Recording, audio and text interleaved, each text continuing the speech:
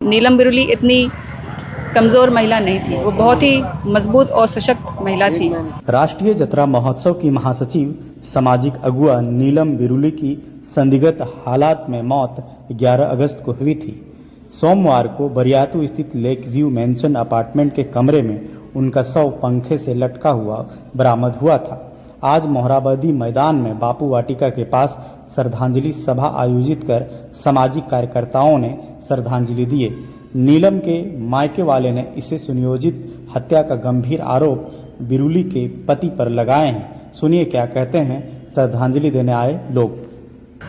आज यहाँ हम लोग ऐतिहासिक मोरहाबादी मैदान के ये बापू वाटिका के समीप स्वर्गीय नीलम बिरुली जी का श्रद्धांजलि कार्यक्रम यहाँ हम लोगों ने रखा है और इस कार्यक्रम के माध्यम से हम लोग पूरे समाज के लोग, अलग अलग सामाजिक संगठनों के लोग, सभी लोग मिलजुल कर आज हम लोग यहाँ उनको श्रद्धांजलि देने के लिए यहाँ आए हैं। और नीलम बिरुली बहुत ही मुखर समाज सेवी थी। किसी भी बातों को, सामाजिक बातों को बहुत मुखरता से रखती थी, बहुत मेहनत करती थी, समाज के लोगों के लिए हमेशा तत्पर रहती थी। पिछले 2024 में हम लोगों ने नीलम बिरुली और भी बहुत सारे साथियों के साथ मिलकर ऐतिहासिक मोरहाबादी मैदान में हम लोग राष्ट्रीय जतरा महोत्सव का आयोजन भी बहुत बड़े स्तर पर धूमधाम से हम लोगों ने यहाँ किया था। और इस राष्ट्रीय जतरा महोत्सव का नीलम बिरुली जी संस्थापक महासचिव थी और बहुत ही मेहनत करती थी। उस मेहनत के बदौलत हम लोगों ने 2024 में भी बहुत धूमधाम से इस कार्यक्रम को आयोजन किया था और 2025 में भी 31 जनवरी को भी ये कार्यक्रम हुआ। किसी दुर्भाग्यवश मैं उस कार्यक्रम में नहीं था, लेकिन नीलम बिरुली जी अपने बलबूते, अपनी मेहनत से उस कार्यक्रम को नीलम बिरुली जी ने किया। तो इस तरह से किसी भी कार्यक्रम, किसी भी बातों को, किसी भी सामाजिक कामों को बखूबी निभाने में बहुत सक्षम थी नीलम बिरुली जी। आज उनके नहीं रहने से, उनके असमय निधन से हम समाज के लोग भी बहुत मर्माहत हैं और ख़ासकर मैं खुद भी बहुत मर्माहत हूँ, इसलिए कि वो मेरे एक तरह से सहयोगी भी थी। किसी भी सामाजिक कामों में बहुत सहयोग करती थी, इसलिए मुझे भी उनकी कमी खल रही है। हम भगवान से प्रार्थना करेंगे, धर्मेश सिंह बोगा से प्रार्थना करेंगे कि उनकी आत्मा को शांति दे, अपने चरणों में जगह दे और उनके परिवार वालों को इस दुख को सहने की शक्ति दे। और इस तरह से ऐसे समाज सेवियों का असमय चला जाना समाज उनके के हत्या को लेके क्या कुछ कहेंगे? वो तो कानून इस पर फैसला करेगा। हत्या या अहत्या ये विवादित संदिग्ध मामला है। अभी तक कोई पर्दा नहीं उठा है। अभी कोई पर्दा उठा नहीं है, इसीलिए इस पर कुछ कहा नहीं जा सकता है।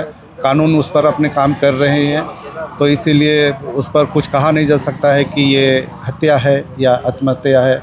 इसके लिए कानून सक्षम है। कानून निष्पक्ष रूप से इस पर काम करे और अगर इस पर कोई दोषी हो तो उसको उसकी सज़ा मिलनी चाहिए। आज नीलम बिरुली का श्रद्धांजलि है और हम लोग आज का दिन खास है।